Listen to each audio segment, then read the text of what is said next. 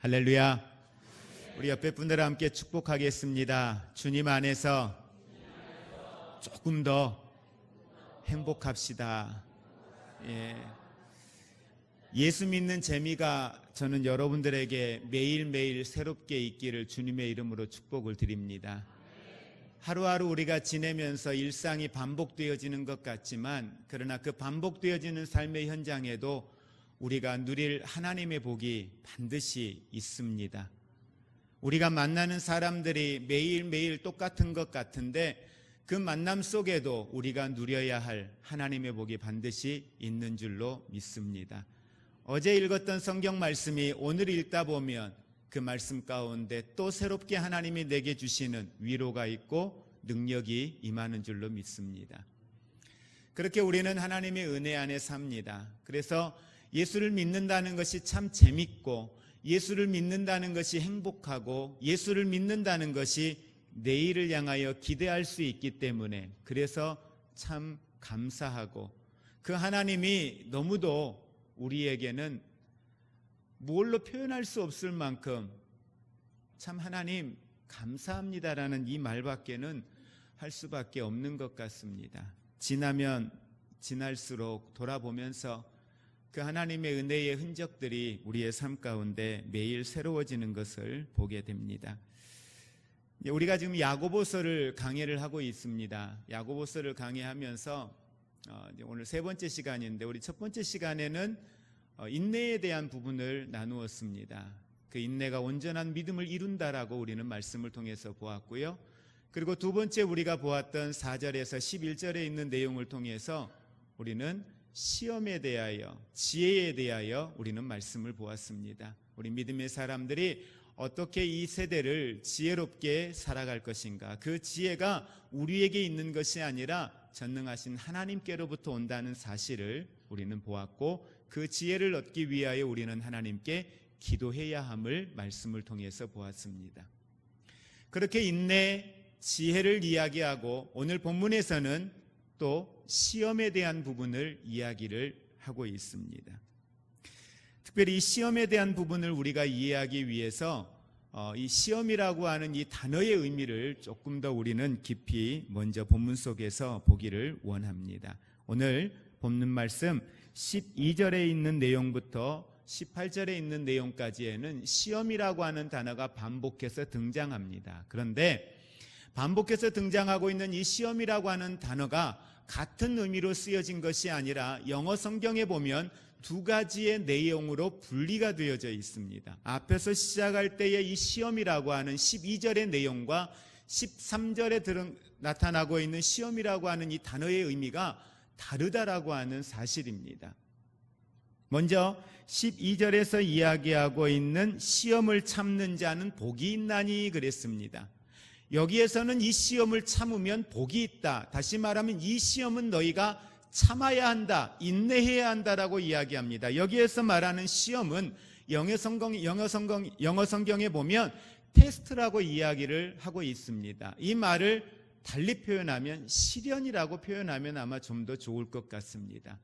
근데 13절에 나와 있는 여기에 말하는 시험, 13절에 보니까 사람이 시험을 받을 때에 내가 하나님께 시험을 받는다 하지 말아라. 앞에서 이야기하는 것 시험에 대하여 참으라고 이야기하고 있고, 두 번째 이야기하고 있는 13절에서 이야기하는 시험은 하나님께 시험을 받는다 하지 말아라라고 이야기합니다. 그런데 여기서 말하는 시험은 영어 성경에 보니까 템테이션이라고 이야기합니다. 이 말은 유혹입니다. 그러니까 앞에서 이야기하는 시험에 대한 내용을 시련으로 이야기하면 뒤에 13절에서 이야기하고 있는 시험은 유혹이라고 여러분이 이해를 하시면 되겠습니다.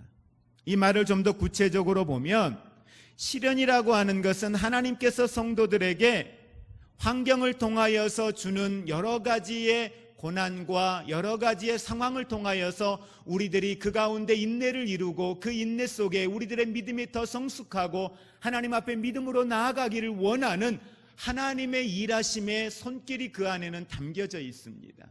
그런데 유혹이라고 하는 이 말, 이 템테이션이라고 하는 말 속에 담겨져 있는 것은 그 기원이 하나님께로부터 시작되어진 것이 아니라 사탄으로부터 시작이 되어졌다라는 사실입니다. 성도의 영적 능력을 무력화시키기 위한 목적으로 찾아오는 것, 그것이 바로 유혹입니다.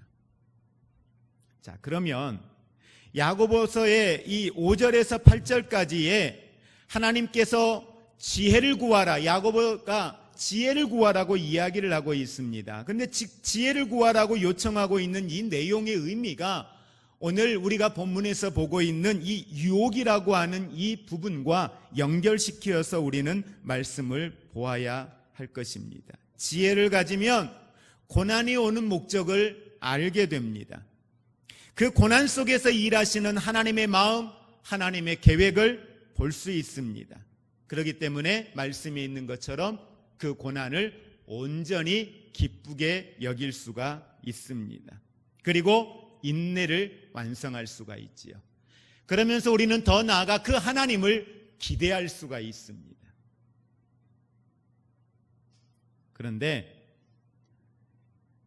우리에게 이 하나님의 지혜가 없을 때에는 사탄으로부터 유혹이 오는데 그 유혹 오는 것을 바르게 분별하지 못할 뿐만 아니라 내 인생 가운데 다가오는 유혹의 그 실체를 우리는 알지 못하고 유혹에 넘어가게 될 뿐만 아니라 우리는 그 유혹 가운데에 무너져 내리는 모습들을 수없이 경험하게 될 것입니다. 이것이 사탄으로부터 오는 유혹이냐, 하나님께로부터 오는 시련의 과정이냐라고 하는 이 부분을 이해하기 위해서는 절대적으로 오늘을 사는 우리에게는 뭐가 필요하다? 하나님의 지혜가 필요하다라는 사실입니다. 그 지혜는 지식으로 이루어지는 것이 아닙니다. 그 지혜는 영적인 것입니다. 그 지혜는 하나님께로부터 오는 것입니다. 그럴 때만이 하나님 편에서 옳은 것이 무엇인가를 바르게 이해할 수가 있기 때문입니다. 그래서 오늘 우리는 이 말씀을 통해서 어떻게 하면 우리에게 오는 유혹을 이길 것인가? 여러분, 오늘 본문 말씀에 보면 이 유혹을 이겨내라, 이 시험을 이겨내라 이야기하면서 우리에게 말씀합니다. 12절 말씀에 주께서 자기를 사랑하는 자들에게 약속하신 생명의 면류관을 얻을 것이기 때문이다. 너희들에게 오는 그 시련의 과정들을 잘 이겨내라. 그 시련의 과정들을 잘 이겨내고 인내하고 승리하면 너희에게는 생명의 면류관이 있겠지만 그 다음에 있는 이 유혹을 따라서 너희들이 그 유혹의 욕심을 따라서 살다가 유혹을 이겨내지 못하면 결국 우리는 사망의 길에 머무를 수밖에 없다는 사실을 성경은 우리에게 분명히 경고를 하고 있습니다.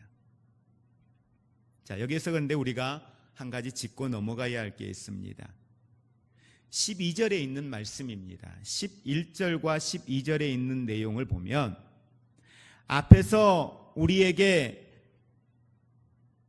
지혜에 대하여서 이야기하고 12절에 있는 내용이 시험을 참는 자, 시련에 대한 내용을 이야기하고 있습니다. 성경 문맥상으로 보면 어떻게 보면 단락이 12절에서 끝나야 맞는 내용이에요. 그런데 이 말씀에 보면은 13절에 유혹이라고 하는 부분이 들어가 있는 이 내용 속에다가 12절에 있는 시련이라고 하는 내용을 연결시키어서 단락을 형성하고 있다라고 하는 겁니다. 이 말을 우리는 이렇게 이해를 하면 좋을 것 같습니다. 시련이라고 하는 주제와 유혹이라고 하는 주제가 둘로 나눌 수가 없다라고 하는 거예요. 이것이 분리해서 생각할 수가 없다라고 하는 사실입니다. 다시 말하면 외부의 환경에서 시련이 찾아올 때에 우리 안에는 무엇이 발생되느냐? 유혹이라고 하는 것이 반드시 발생되어지게 되어져 있다라고 하는 사실입니다. 이 말을 우리가 말씀을 통해서 이해를 하면 좀 더 이해하기가 쉬울 겁니다. 이스라엘 백성들에게 광야는 분명히 유혹이 아니라 테스트였습니다. 시련이었습니다. 그 시련은 시련 자체가 목적이 아니라 그들이 하나님을 알기를 원했고 하나님을 알기 위해서는 그들의 광야 그 자체가 시련인데 그 광야 속에서 인내하며 믿음을 가지고 지혜를 구하며 하나님 앞에서 그들이 아름답게 세워짐을 통하여서 그들의 믿음이 온전하여지기를 하나님은 원하셨습니다. 그런데 그 시련의 상황 속에 그들이 처하게 되었을 때에 광야 가운데 시작에서부터 가나안에 들어가는 끝의 과정까지 끊임없이 이스라엘 백성들에게 따라오는 것이 있었는데, 시련과 함께 유혹이라고 하는 것이 그들에게 따라왔다라고 하는 사실입니다. 이스라엘 백성들은 하나님을 원망하고 싶은 유혹에 휩싸이게 되었습니다. 홍해바다가 그들 앞에 놓였을 때에 하나님의 이끄심을 따라서 애굽에서 10가지의 재앙을 통하여서 하나님이 어떤 분인지, 하나님께서 우리를 가나안으로 인도하는 건 하나님의 뜻이구나, 하나님의 계획이시구나, 하나님의 약속이구나 믿고 나왔던 사람들입니다. 그런데 나오자마자 그들 앞에 가나안이 펼쳐지는 것이 아니라 광야가 펼쳐집니다. 그런데 그 광야 가운데에 첫 번째 그들이 통과해야 될 관문이 홍해바다였습니다. 하나님의 시련 속에 그들에게 동시에 찾아온 것은 유혹이었습니다. 하나님을 원망하고 싶은 유혹입니다. 애굽으로 돌아가고 싶은 유혹이었습니다.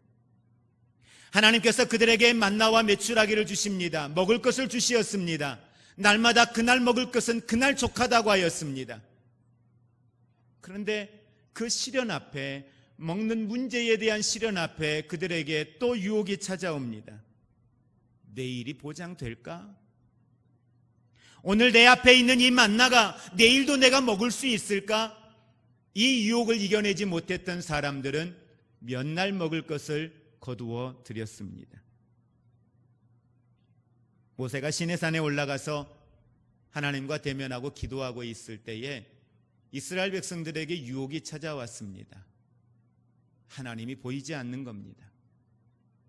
기다려도 하나님을 볼 수가 없었습니다. 모세도 내려오지 않습니다. 그들에서 그들에게 찾아온 유혹은 눈에 보이는 하나님을 만드는 것이었습니다. 그래서 금신상을 만들어서 우상을 만들고 그 우상 앞에 하나님께 구하듯이 절을 하며 기도하는 그 유혹에 빠졌고, 그들은 그 유혹에 넘어가게 되었습니다. 창세기 12장에 보면 하나님이 아브라함을 부르셨습니다. 갈대아 우르를 떠나라 말씀하셨습니다. 내가 내게 지시할 땅으로 가라고 했습니다. 아브라함은 그 말씀을 받고 나아갔습니다. 그가 하나님의 말씀을 받고 나아갔을 때에 그 앞에 초원이, 그 앞에 형통이 펼쳐지면 참 좋았을 텐데 그 앞에 펼쳐진 건 기근이었습니다. 그의 힘으로, 그의 능력으로 감당하기에는 대단히 어려운 환경적 위기가 그 앞에 다가왔습니다. 창세기 12장 10절 말씀에 보면 그 위기 앞에 처하였던 아브라함의 모습을 성경은 이렇게 기록합니다. 그 땅에 기근이 들었으므로 아브라함이 애굽에 거류하려고 거리로 내려갔으니 이는 그 땅에 기근이 심하였습니다. 하나님이 원하는 건 애굽이 아니었습니다. 하나님이 원하는 건 그의 발걸음이 그곳을 향하는 게 아니었습니다. 그러나 하나님의 말씀을 가지고 나왔지만 환경적 시련이 그 앞에 놓였을 때에 하나님 어떻게 할까요? 하나님께 지혜를 구하거나 하나님의 뜻을 구하지 못했습니다.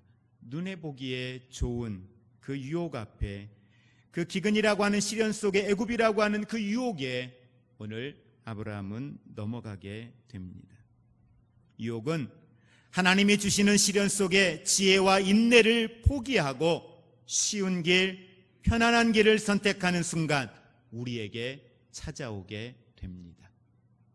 여러분, 우리는 하나님께 기도할 때 기도의 제목 가운데 하나가 하나님, 내가 어떤 위기 가운데 놓일지라도, 어떤 고난 가운데 놓일지라도 쉬운 걸 찾아가지 않게 하시고 편한 걸 쫓아가지 않게 하시고 어떤 상황에서든지 하나님 편에서 옳은 것을 붙들 수 있는 영성을 내게 달라고 우리는 늘 깨어서 기도로 준비할 수 있기를 원합니다.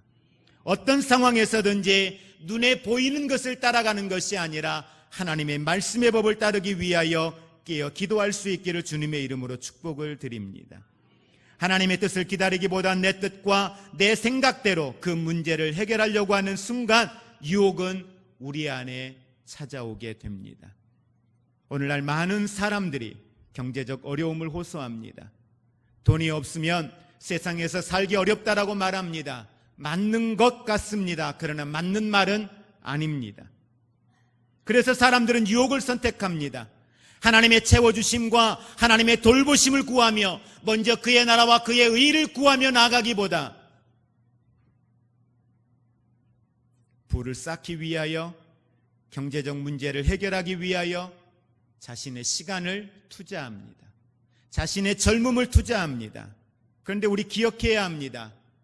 지금 내게 있는 건강이, 내게 있는 시간이, 내게 있는 이 젊음이, 이 시간을 통해서 내게 있는 이 환경을 통하여서 하나님이 내게 하시고자 하시는 일들이 무엇인가에 대하여 우리는 먼저 질문하고 먼저 하나님의 뜻을 붙드는 일에 우선순위를 두어야 할 것입니다.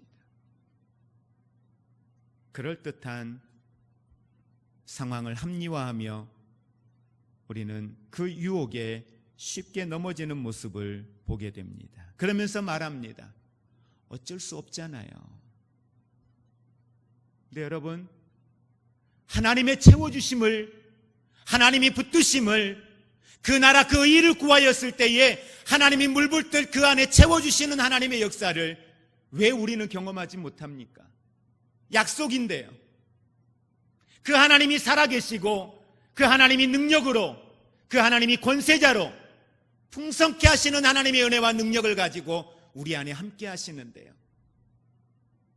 왜 우리는 거기에서 주님, 여기에 하나님의 뜻이 무엇이냐고 왜 우리는 여쭈어 보지 못하느냐라는 것입니다.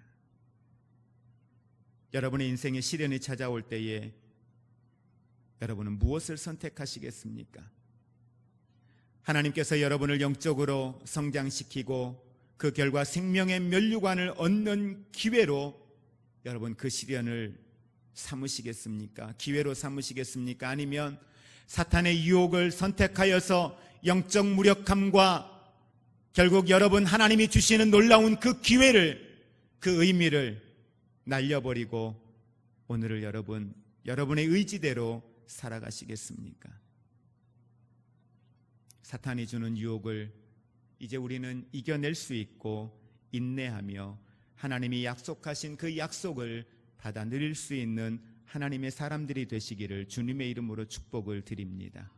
예수 믿는 것을 하나의 종교적 행위처럼 그냥 내가 할 수 있는 기본적 의무만 하면 되는 것처럼 하나님과의 관계를 그렇게 가지고 가면 여러분, 우리가 신앙생활 20년, 30년에도 종교인을 벗어나지 못합니다. 그리스도인의 능력 있는 삶이 우리에게 있는데 그 하나님의 능력과 권세를 경험할 수 있는 그 축복이 이미 우리의 삶 가운데 있는데 종교인의 자리를 벗어나 그리스도인의 자리, 생명의 자리에 머물기를 주님의 이름으로 축복을 드립니다. 그렇다면 우리는 이 유혹을 어떻게 분별할 것인가? 13절에 있는 말씀 우리 같이 합독하겠습니다. 사람이 시험을 받을 때에 내가 하나님께서 시험을 받는다 하지 말지니 하나님은 악에게 시험을 받지도 아니하시고 친히 아무도 시험하지 아니하시느니라. 사람이 시험을 받을 때에 내가 하나님께 시험을 받는다고 말하는 경우들이 있습니다.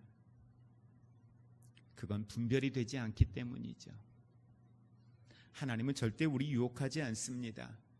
너 어떻게 하나 보자. 유혹하지 않습니다. 그런 하나님이 아닙니다. 여러분, 유혹을 다루기가 대단히 어렵습니다. 유혹이 항상 하나님의 뜻이라고 하는 그럴듯한 가면을 쓰고 우리에게 다가옵니다. 14절 말씀에 보면 각 사람이 시험을 받는 것은 자기 욕심에 끌려 미혹됨이니라 라고 이야기합니다. 이 말씀을 우리가 이해하려면 이런 내용 함께 우리 생각해 보면 좋을 것 같습니다. 여러분, 낚시 아시죠? 낚시하는 사람이 물고기를 잡기 위해서 낚시를 물이든 바다든 어딘가에 던지우죠. 그럴 때에 낚시하는 사람이 꼭 잃지 않는 것은 낚시 바늘입니다. 그리고 그 바늘이 보이지 않게 하기 위해서 내가 잡고자 하는 고기가 좋아할 만한 미끼를 그 안에 꼭 숨겨 놓습니다. 물고기가 내가 저 먹고자 하는 생선이나 내가 먹고자 하는 저 미끼에 바늘이 있다라고 하는 걸 안다면 먹을까요? 먹지 않을 겁니다. 그런데 그걸 덥석 무는 순간 그 낚시를 하는 사람의 속내가 무엇인지, 그 미끼를 내게 주는 속내가 무엇인지를 그 후에 알게 되지요. 두 부류의 사람들이 있는 것 같습니다. 어떤 사람들은 그게 미끼인 걸 알아요. 그게 유혹이라는 걸 알아요. 그것이 하나님 편에서 옳지 않는 것인데, 죄라는 걸 아는데, 그것이 사탄이 나를 유혹한다라는 걸 아는데 이야기합니다. 먹고 죽으면 내가 이렇게 죽느니, 그렇게 합리화를 합니다. 잘못된 거 압니다. 모르는 것이 아니라 알아요.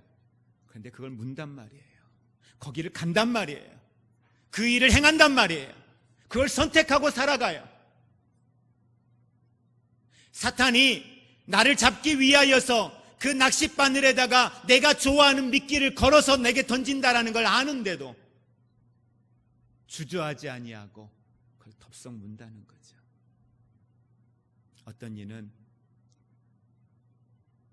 하나님의 뜻인가? 이걸 주시는 게 이게 하나님이 내게 주신 기회인가? 정말 분별하기 어려울 때가 있어요. 야, 하나님이 이렇게도 일하시는구나. 이건 하나님이 내게 주신 기회야. 그리고 사람들은 말합니다.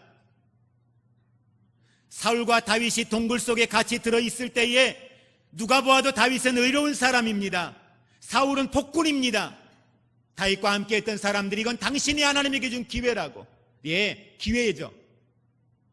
아마 거기에서 다윗이 사울을 죽여도 누구 하나 다윗을 향하여서 어떻게 그럴 수 있느냐라고 이야기할 사람 없을 겁니다. 오히려 하나님을 찬양하면서 하나님이 우리에게 준 기회라고 그렇게 이야기할 겁니다. 그런데 하나님이 다윗에게 지혜를 주십니다. 그 지혜가 뭡니까? 말씀입니다. 하나님의 법입니다. 눈에 보이기에 좋은 것, 내게 어떤 것이 유익하냐가 아니라 하나님 편에서 무엇이 옳으냐, 이걸 먼저 생각했습니다. 하나님이 주신 지혜로 그는 하나님 편에서 옳은 것을 선택했습니다. 유혹은 항상 종교적인 타당한 이유를 가지고 우리에게 다가옵니다. 그리스도인들이 자신이 선택하려는 것이 하나님으로부터 온 것인지 아니면 자신의 욕망으로부터 온 것인지 많은 사람들이 분별하는 것을 힘들어합니다. 그 대표적인 사람 중에 한 사람이 바로 우리가 잘 아는 사울이라고 하는 사람입니다. 사울 왕은 여러 가지의 그의 삶에서 많은 일들이 있었지만 크게 하나님 앞에 두 가지의 테스트를 받게 되었습니다. 두 가지의 테스트를 받게 되었는데 그 테스트의 내용이 하나는 블레셋과의 전투 전에 있었던 일입니다. 전투하는 과정 가운데에 사무엘 선지자가 와서 하나님 앞에 예배를 드리고 시작을 해야 되는데 사무엘 선지자가 기다려도 오지를 않는 거예요. 성경 함께 우리 보겠습니다. 사무엘상 13장 11절 이하입니다. 사무엘이 이르되 왕이 행하신 것이 무엇이냐 하니 사울이 이르되 백성은 내게서 흩어지고 당신은 정한 날 안에 오지 아니하고 블레셋 사람은 믹막스에 모였음을 내가 보았으므로 이내 내가 이르기를 블레셋 사람들이 나를 치려 길갈로 내려오겠거늘 내가 여호와께 간구하지 못하였다고 하고 부득이하여 번제로 드렸나이다 하니라. 이 말은 예배를 드려야 하는데 하나님 앞에 예배를 드려야 하는데 이 예배를 지금 누가 드린 거예요? 이 예배를 집례해야 될 건 사무엘이었어요. 근데 그걸 기다리지 못하고 사울 왕이 대신 집례합니다. 사무엘이 이걸 대단히 분노해하죠. 어떻게 이럴 수가 있느냐는 거예요. 이건 자신을 무시해서가 아니라 하나님의 법, 하나님의 질서를 어겼다라는 거예요. 그는 자기 앞에 있는 블레셋 사람들과의 전쟁 때문에 자기가 다급하여서 자기가 위기감을 느끼어서 하나님의 질서와 하나님의 방법을 따르지 아니하고 자기의 눈에 보기에 좋은 대로 상황을 따라 행하였습니다. 말할 수 있습니다. 얼마든지 사울은 내가 예배드리지 않고도 나갈 수 있는데, 그래도 하나님 앞에 예배드리고 나갔잖아요. 근데 이게 누구의 생각이냐는 거예요.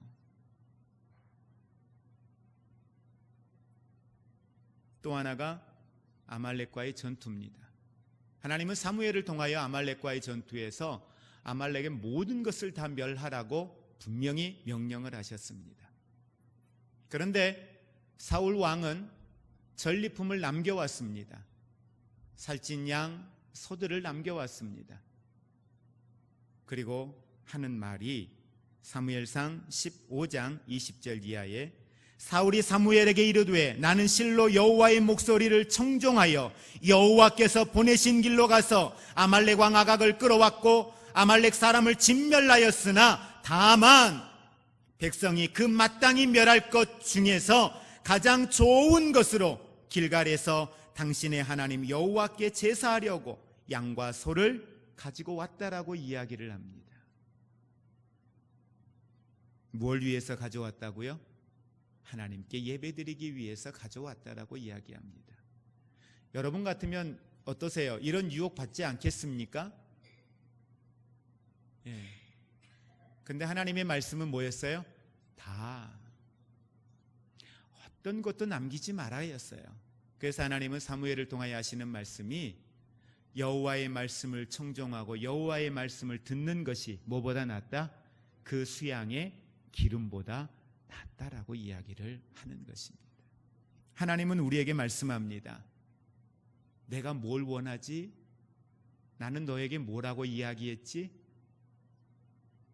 우리 생각과 우리의 방법과 우리의 환경을 따라 이야기하는 걸 원하시는 것이 아니라 하나님이 무엇을 생각하고 있는지, 하나님이 무엇을 말씀하시었는지, 그래도라고 하는 것, 오늘 사울이 이야기한 것처럼 그래도요 하나님, 다만요, 이걸 허용하세요? 허용하지 않으세요? 허용하지 않으세요. 정말 하나님하고 타협하고 싶으면 여쭤보세요. 하나님 이렇게 말씀하셨는데 제 생각은 이런데 어떻게 할까요? 하박국 선지자가 그렇게 하나님에게 따지고 막 기도하잖아요. 하박국 선지자, 하박국에 보면은. 그리고 하박국은 그렇게 하나님에게 따지고 기도하다가 하나님의 뜻을 알았어요. 왜? 처음에 몰랐거든. 하나님이 왜 그러는지, 왜 이방 나라를 통하여서 자기들을 공격하려고 하는지 몰랐거든요. 근데 그걸 알고 나니까 속히 오시옵소서, 속히 그날이 이루어지게 하옵소서. 하나님 뜻이 그래요? 그럼 빨리 하세요. 여쭤봐야죠. 내 생각과 내 지혜로 모르겠으면 여쭤봐야죠. 하나님 뜻이 어디에 있는지. 하나님 반드시 우리에게 말씀해 주십니다.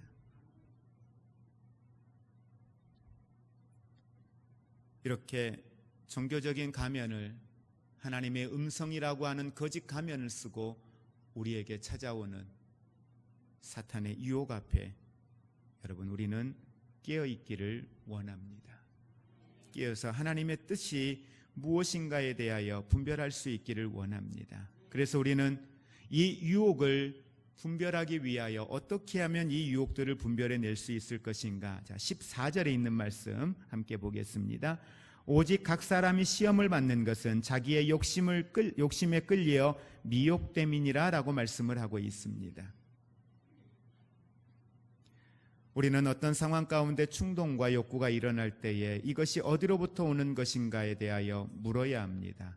그래서 분별의 방식은 의외로 어렵지 않습니다. 나의 만족을 위한 것인가? 아니면 하나님의 만족을 위한 것인가?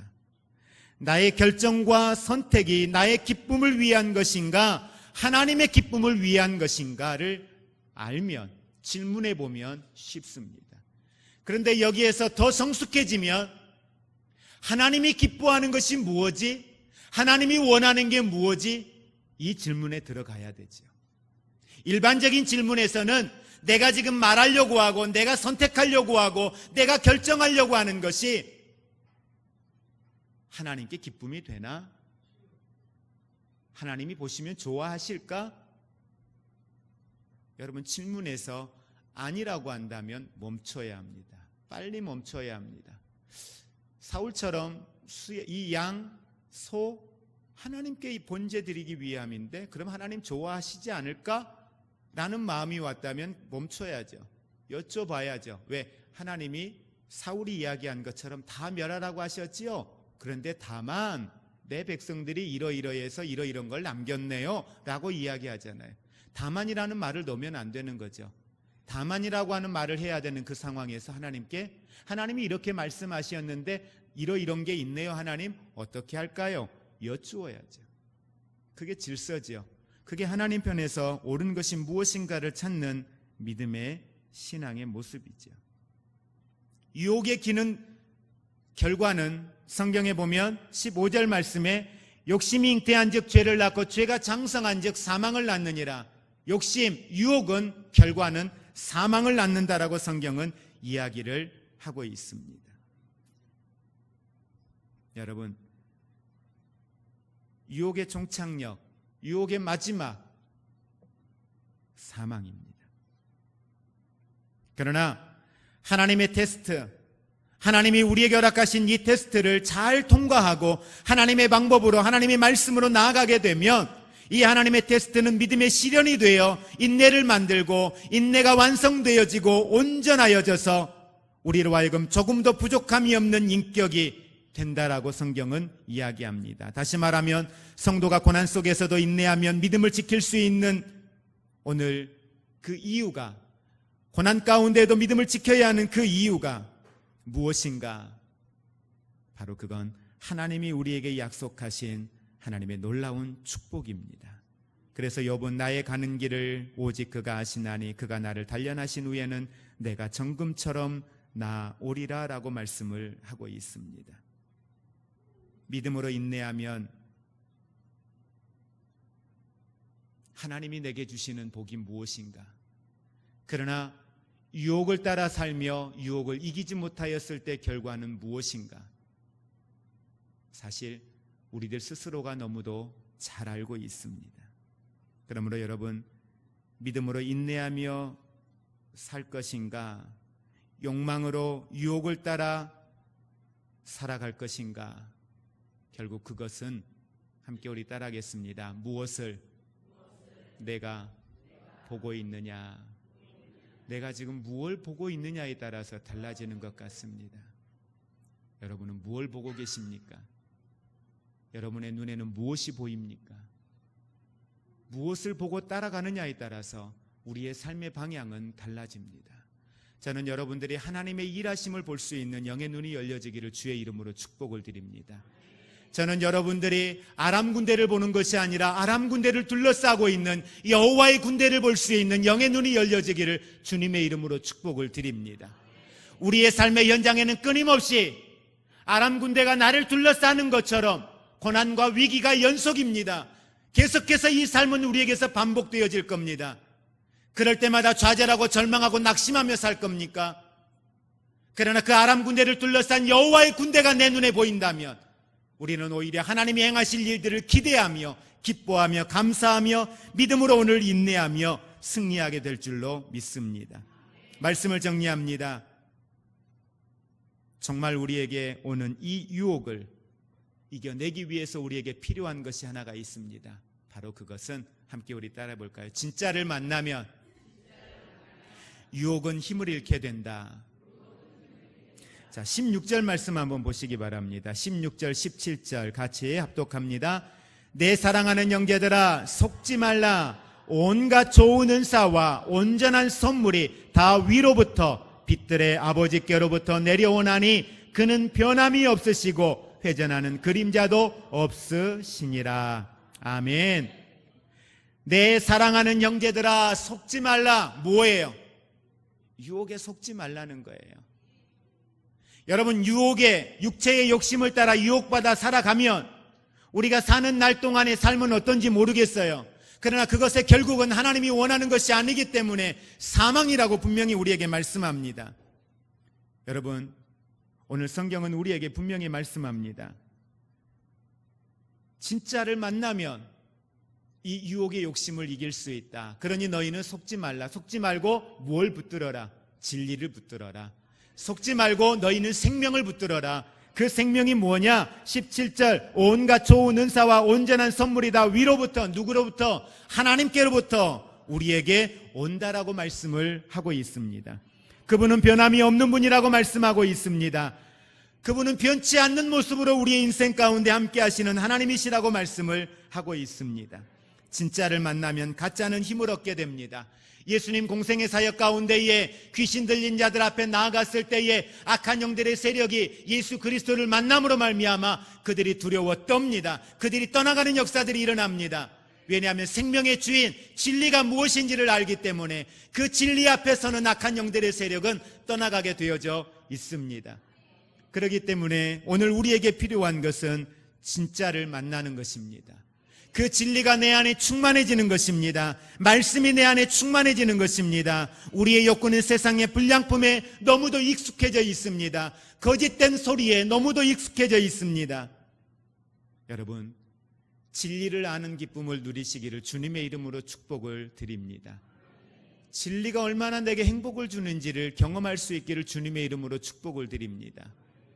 그래서 가짜를 버리는 바울의 모습을 우리는 성경을 통해서 보잖아요.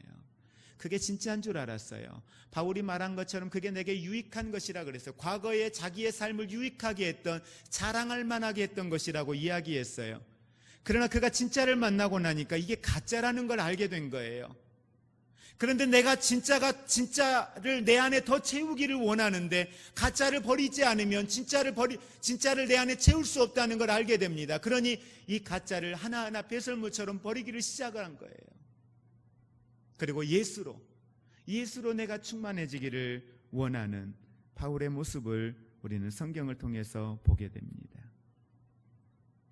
나의 약한 것들에 대하여 자랑하리니 이는 그리스도의 능력이 내게 머물게 하려 함이라. 여러분, 바울이 하나님 앞에 자기의 연약한 것 때문에 기도했잖아요. 기도했는데 하나님이 어떻게 해요? 안 들어주셔요. 아니, 안 들어주신 게 아니라 바울이 원하는 대로 안 해주셔요. 근데 바울이 나중에 알았어요. 내가 이렇게 기도했는데 하나님이 다른 건 다 들어주시는데 어떻게 내가 이거 하나님 해결해 주시면 더 건강하게 더 멋있게 하나님 사역할 수 있을 것 같은데 안 들어주시는 게 너무 힘들었죠. 근데 나중에 바울이 그걸 알고 나서 고백을 하는 거예요. 저는 여러분에게도 이 고백이 있기를 원합니다. 고린도후서 12장, 이것이 내게서 떠나가게 하기 위하여 내가 3번 주께 간구하였더니 나에게 이르시기를 내 은혜가 내게 족하도다. 이는 내 능력이 약한 데서 온전하여 짐이라 하신지라. 그러므로 도리어 크게 기뻐함으로 나의 여러 약한 것들에 대하여 자랑하리니 이는 그리스도의 능력이 내게 머물게 하려 함이라.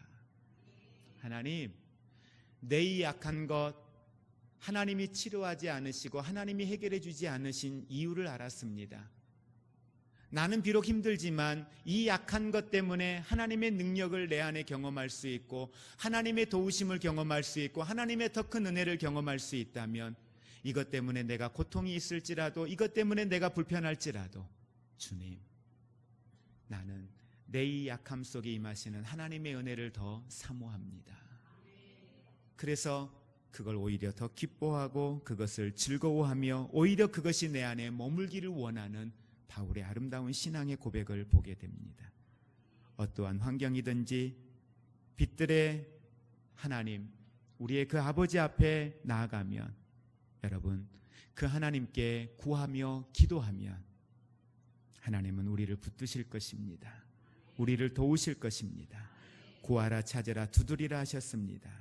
여러분, 그것은 우리의 손에 물질을 주겠다는 게 아닙니다. 우리에게 건강을 주겠다는 게 아닙니다. 여러분, 그거 오해하시면 안 됩니다. 자꾸 물질, 건강 이걸 하나님에게 구하면 찾으면 두드리면 주시겠다는 복의 개념으로 연결하는데 여러분, 그건 진짜 복의 개념으로 연결하시면 안 돼요. 그러면 바울이 하나님에게 건강을 위하여 기도했는데 그거 안 들어주시면 바울은 복받은 사람이 아닌가요? 그거 아니잖아요. 오히려 바울은 그로 인하여 하나님께 더 기뻐했는데요. 그분의 마음, 그분의 사랑, 그분의 지혜를 가지면 내가 그전에 목숨처럼 여기었던 세상의 것들이 더 이상 내게 그렇게 중요한 게 되지 않게 됩니다. 그분이 내 안에 충만해지면, 그 진짜가 내 안에 충만해지면 여러분, 우리는 모든 것을 넉넉히 이기게 되는 하나님의 놀라운 은혜가 우리에게 나타나게 될 줄로 믿습니다. 하나님 그분의 마음을 갖는 순간 우리는 모든 것을 얻는 것입니다. 시편 84편 10절에 주의 궁전에서의 한 날이 다른 곳에서의 첫날보다 나은즉 악인의 장막에 사는 것보다 내 하나님 성전 문지기로 있는 것이 좋사오니 여호와 하나님은 해요 방패시라. 여호와께서 은혜와 영화를 주시며 정직하게 행하는 자에게 좋은 것을 아끼지 아니하실 것임이라. 아멘. 여러분, 하나님이 주시는 최고의 선물은 은도 금도 아닙니다. 진리입니다. 진리의 말씀입니다. 진리의 예수 그리스도입니다. 저는 여러분이 그것으로 충만해지기를 주님의 이름으로 축복을 드립니다. 그래서 예수 믿는 재미가 여러분에게서 참 예수 믿는 게 재밌습니다. 예배 드리는 게 행복합니다. 기도하는 게 행복합니다. 성경을 읽는 게 행복합니다. 주님 앞에 가까이 가는 것이 행복합니다. 즐겁습니다. 저는 여러분들에게 이 고백이 있기를 주의 이름으로 축복을 드립니다. 오늘도 사탄은 유혹의 가면을 쓰고 우리에게 찾아옵니다. 그럴듯한 성경적인 이유를 가지고 찾아옵니다. 그럴듯하게 종교적인 이유를 가지고 찾아옵니다. 하나님이 주신 거야. 너 기도했잖아. 하나님이 응답해 주신 거야. 하나님의 응답에 대한 포장을 가지고 우리를 유혹해 옵니다. 그 유혹 앞에 진리 안에 여러분들이 믿음과 말씀 안에서 욕망에 매여 있는 것이 아니라 말씀에 붙들리어서 오늘을 주 안에서 유혹을 이기시고 승리할 수 있기를 주님의 이름으로 축복을 드립니다. 이제는 우리 주 예수 그리스도의 은혜와 하나님 아버지의 사랑하심과 성령님의 교통하심이 오늘 하나님의 말씀을 들으면서 우리에게 끊임없이 찾아오는 세상의 유혹 앞에 무너지지 아니하고 하나님의 뜻과 악한 영의 유혹에 대하여 바르게 분별하기를 사모하며 믿음으로 끝까지 인내하며 주 안에서 승리하기를 원하는 사랑하는 모든 성도들과 저들의 가정 위에 우리의 삶과 사역의 현장들 위에 내일부터 진행되어질 리모델링 공사의 모든 과정 가운데 이제로부터 영원토록 함께 있을지어다. 아멘.